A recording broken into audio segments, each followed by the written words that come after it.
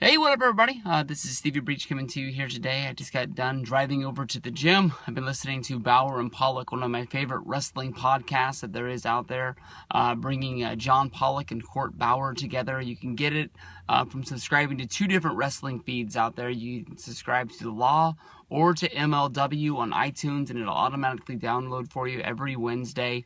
If you subscribe to both shows, you'll get it twice.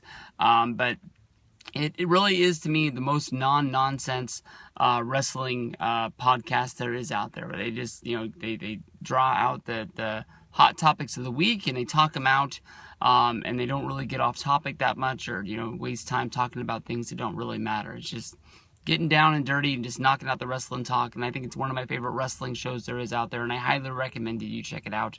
They just got done talking about Kurt Angle and the possibilities of him leaving TNA. His contract is up in September, and so it could be coming down to any time about now. And also, when you think about it, Discovery is rumored to be pulling the plug on TNA any minute. They should be making the announcement that they're actually going to be, canceling TNA. They're going to be pulling the contract and just saying that basically, they're not getting what they thought they were going to get when they signed their contract. And in the contract, there's an out clause, that in this year of September, they could cancel the contract if they don't feel like they're getting, what they're paying for. And TNA, since leaving Spike TV and going to Discovery, really has not been living up to what they once were. There was a good while when they were putting on some really good shows, but through just nobody really covering TNA anymore, and just the fact of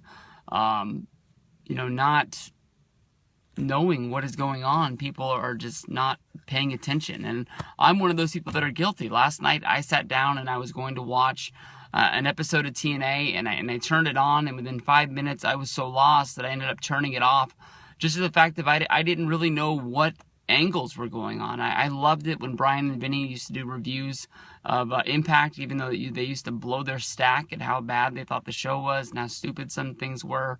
But I need to find a way to get back into supporting these guys, because it's going to be a sad day when these guys are done. But when I was listening to Observer Radio the other day on my way home from work, I believe it was Tuesday, it might have been Wednesday, Brian Alvarez was talking about the Discovery deal with TNA, and it was one of the lead stories of the day. There was no real news behind it. He was just bringing up the fact that any day now we should be getting the official word that Discovery is pulling the plug. I thought that they were basically warming us up. I thought maybe he might have been tipped off by Dave Meltzer, or just got some sort of news that the word was coming soon. I remember when TMZ broke the news that Impact was going to be canceled by Spike TV. That was like a shockwave through the wrestling world. I mean, everybody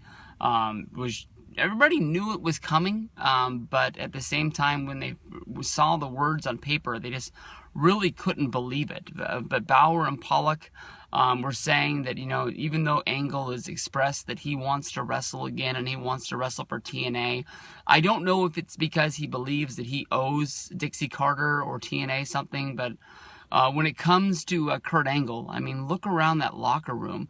I know that you've been looked at as one of the leaders in the locker room for a long time. You've been like the A+ star of the company.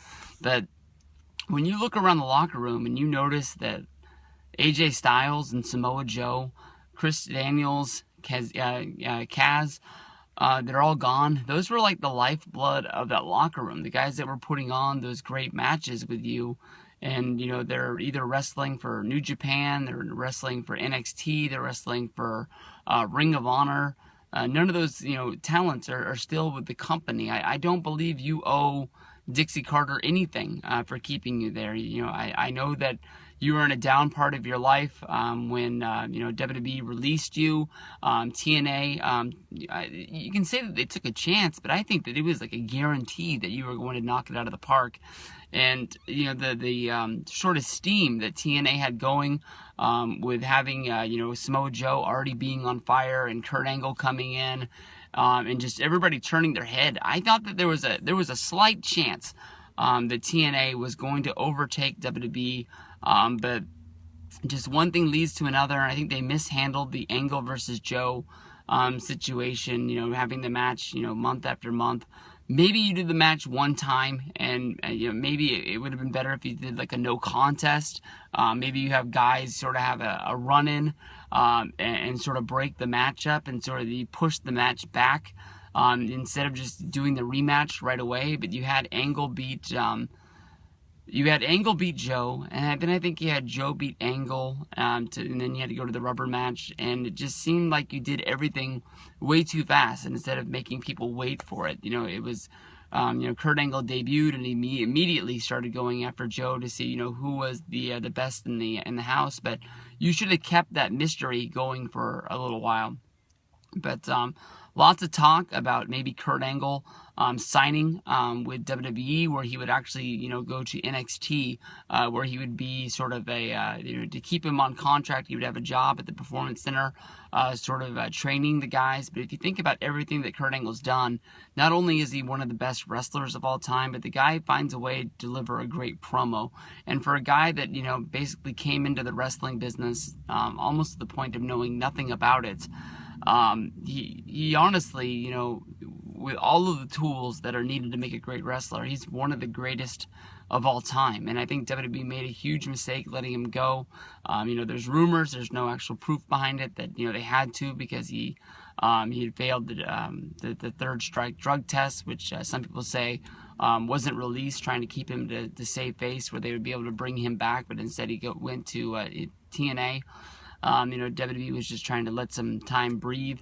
But if you watch the Kurt Angle shoot interview, I believe it was done through High Spots, he really had some bad and vile things to say about Vince McMahon and the company, about him begging to try and go to rehab and get off the road so he can get off painkillers and things like that. Things that since then he's tried to mend the waters, basically. He's been saying for a long time that he wants to go back. He wants to wrestle one more WrestleMania match. He wants to have a big match. He wants to retire and have his last match in WWE on the grandest stage of them all. He sort of made those things go away, and I think that I don't think that there's a world of hate between these guys. I think that Kurt Angle knows that there's a time and a place when he's going to need Vince, and he's going to need that stage, because he wants to go out as one of the greatest wrestlers of all time, having one more great match, whether if it's against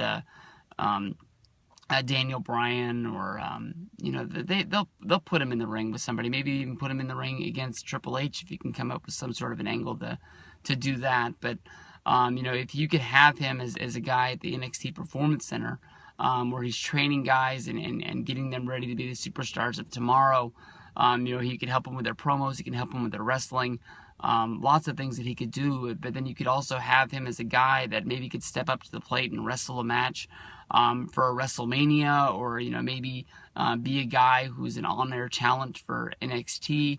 I know that you already have William Regal as your on-air commissioner, and I know that Angle has a lot of time being a commissioner, whether if it's for TNA or for SmackDown or anything else. But there's got to be a way you can keep this guy as on-air talent and use him as much as you can, but not having him really wrestling and taking bumps. Angle's always going to go down as one of those special guys. The way that he picked up wrestling and learned it on the fly pretty much, and so fast picked it up to become world champion, or I guess it was WWE champion at the time, is just bizarre. So we'll see what's going down. My hope is that Angle does pop in. I don't think he owes anything left to TNA. With all those other guys that were the lifeblood of that company leaving, Angle doesn't need to stay there to be a big fish in that small pond. If TNA lives on, they'll live on without Kurt Angle. They don't need him there. And if he is there, I don't think he's really helping them at all.